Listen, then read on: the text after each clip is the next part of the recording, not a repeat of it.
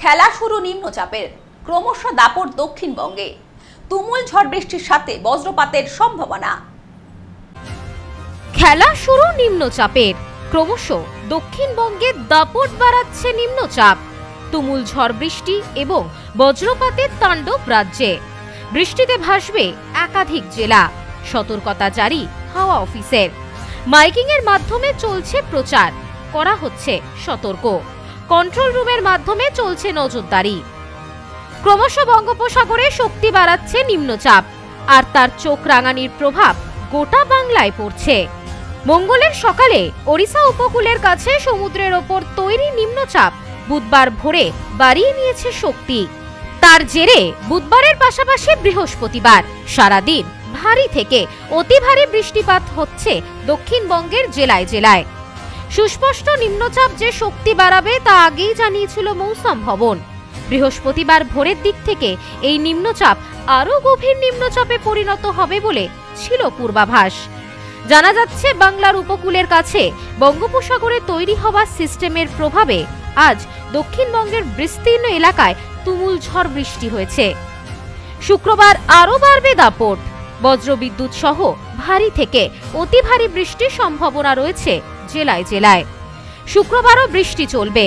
ভারী বৃষ্টির সঙ্গে ঘন্টায় 40 থেকে 50 কিলোমিটার বেগে দমকা হাওয়া বইবে। দমকা হাওয়ার গতিবেগ আরও বেশি হতে পারে। শুক্রবার 2 চব্বিশ পরগনা, 2 মেদিনীপুরে 40 থেকে 50 কিলোমিটার বেগে ঝোড়ো হাওয়া বইবে। দক্ষিণবঙ্গের কলকাতা, হাওড়া, হুগলি, ঝাড়গ্রাম সহ দক্ষিণবঙ্গের অন্যান্য জেলাগুলিতে ঘন্টায় 30 থেকে 40 কিলোমিটার বেগে ঝোড়ো হাওয়া বইতে পারে। নিম্নচাপে সমুদ্র উত্তাল থাকবে, তাই আগামী কয়েকদিনের জন্য মৎস্যজীবীদের সমুদ্রে যাওয়ার উপর নিষেধাজ্ঞা জারি রয়েছে। এমনকি লাগাতার বৃষ্টিপাতের জেরে বিপর্যস্ত অবস্থা উপকূলীয় এলাকায়। বসিরহাট থেকে শুরু করে সুন্দরবনের বিস্তীর্ণ এলাকায় নদী বাঁধ ভেঙে ইতিমধ্যেই জল ঢুকতে শুরু করেছে গ্রামে, আর এই জল গিয়ে জমছে চাষের জমিতে।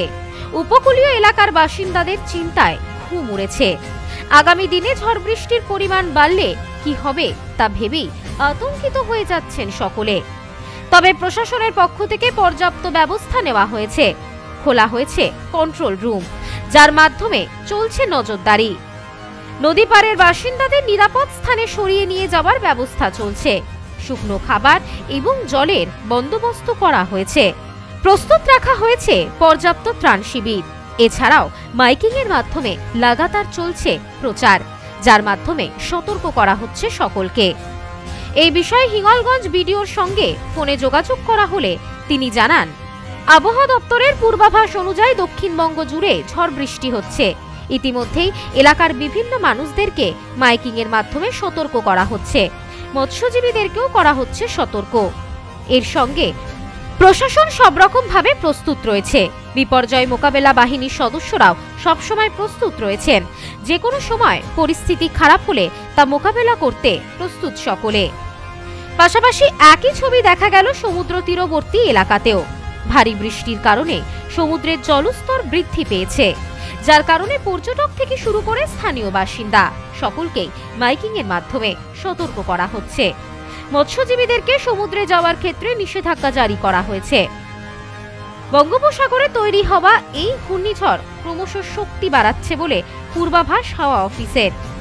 ইতিমধ্যেই এটা পরিণত হয়েছে গভীর নিম্নচাপে। সপ্তাহ শেষে ঝড় বৃষ্টির পরিমাণ আরও বাড়বে বলে স্পষ্ট জানিয়ে দিয়েছে হাওয়া office. Bureau report, news no man's land, Kolkata.